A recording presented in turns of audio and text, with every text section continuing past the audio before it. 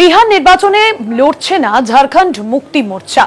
বিহার নির্বাচনে ঝাড়খণ্ড মুক্তি মোর্চা লড়ছে না। শনিবার ৬ আসনে প্রার্থী দেওয়ার ঘোষণা করে জেএমএম প্রার্থী না দেওয়ায় মজবুত হবে ইন্ডিয়া জোট। এর আগে ভিআইপি পার্টি মুকেশ সাইনি প্রার্থী না দেওয়ার ঘোষণা করেছিলেন।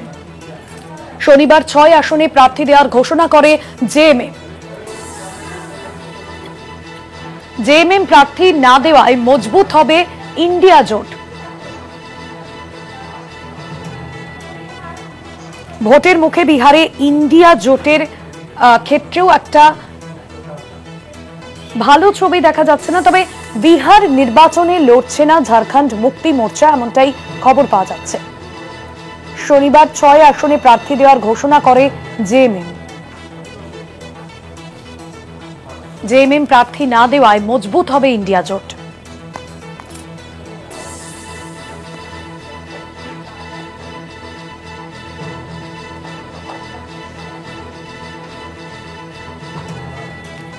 সেক্ষেত্রে বিহার নির্বাচনে ঝাড়খণ্ড মুক্তি মোর্চা না লড়াই ইন্ডিয়া জোটের বাড়তি সুবিধে হবে ইন্ডিয়া জোটের অন্তরে, এমনটাই মনে করা হচ্ছে। ফোন লাইনে রয়েছেন আমাদের প্রতিনিধি অঙ্কুর ভট্টাচার্য। অঙ্কুরদা, এই বিষয়ে কি জানতে পারছো? পাশাপাশি ইন্ডিয়া জোটের কতটা সুবিধে হবে ইন্ডিয়া জোটের অন্তরে, এই বিষয়টা কতটা স্বস্তি দেবে? দেখো, প্রথমে বিকাশশীল ইনসান পার্টি এবং তারপর ঝাড়খণ্ড মুক্তি মোর্চা এর পরপর মহাগঠবন্ধনের অন্যতম দুই শরিক এই ভোটে প্রতিদ্বন্দ্বিতা থেকে নিজেদের নাম প্রত্যাহার করে নিল।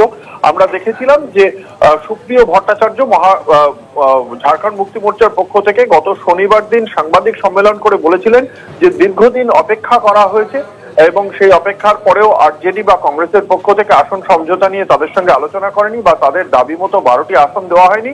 তারা এককভাবে গত শনিবার দিন 6টি আসনে নিজেদের প্রার্থী দাঁড় করাবার সিদ্ধান্ত ঘোষণা করে দেয়। এই 6টি আসনের মধ্যে 3টি আসন ছিল তফসিলি জাতি ও উপজাতি সংরক্ষিত। তারপরে আজকে জানতে পারা যাচ্ছে ঝাড়খণ্ড মুক্তি মোর্চার পক্ষ থেকে ঘোষণা করা হয়েছে যে বিহারের বিধানসভা নির্বাচনে কোনো আসনেই প্রতিদ্বন্দ্বিতা করছে না ঝাড়খণ্ড মুক্তি মোর্চা। এর ফলে একটা বিষয় অবশ্যই ভালো হলো যে এনডিএ জোটের বিরুদ্ধে যে মহাগঠবন্ধনের যে শরিকই প্রার্থী দাঁড় করাক না কেন, সেখানে যদি ঝাড়খণ্ড মুক্তি মোর্চা তাদের প্রার্থী দাঁড় করাতেন তাহলে তিনি খানিকটা ভোট অবশ্যই টেনে নিতেন, ফলে ভোট বিভাজিত হয়ে যেত।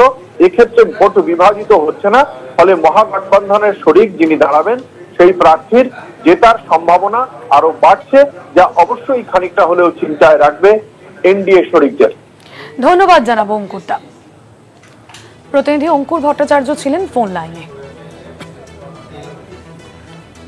বিহার নির্বাচনে লড়ছে না ঝাড়খণ্ড মুক্তি মোর্চা